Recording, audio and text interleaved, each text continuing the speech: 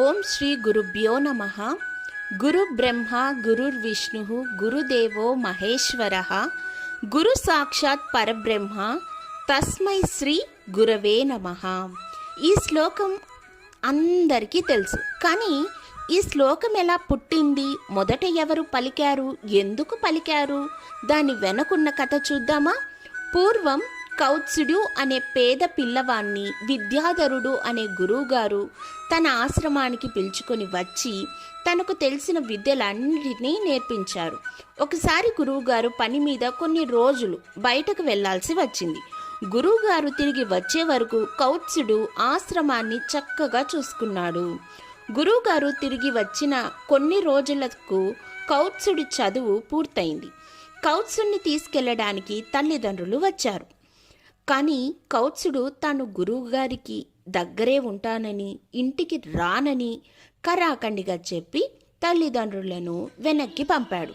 వాళ్ళు వెళ్ళిన తర్వాత గురువుగారు కారణం అడిగారు. అప్పుడు కౌత్సుడు ఇలా చెప్పాడు: గురువుగారు, మీరు కొన్ని రోజుల క్రితం బయటికి వెళ్ళినప్పుడు మీ జాతకం చూశాను. మీరు సమీప భవిష్యత్తులో భయంకరమైన రోగంతో ఇబ్బంది పడతారు. అందుకే మిమ్మల్ని వదిలి వెళ్ళలేను అని జవాబిస్తాడు. కొన్ని రోజులకు గురువుగారికి క్షయరోగం వచ్చింది. ఆ కాలంలో క్షయకు చికిత్స లేకపోవడంతో కాశీకి వెళ్ళి దాన ధర్మాలు పుణ్యకార్యాలు చేయాలని గురు శిష్యులిద్దరూ బయలుదేరి కాశీకి వెళ్ళారు. గురువుగారి రోగం చూసి కాశీ ప్రజలు వీళ్ళని అసహించుకోవడం స్టార్ట్ చేశారు. కానీ కౌత్సుడు గురువుగారికి సేవలు చేస్తూనే ఉన్నాడు.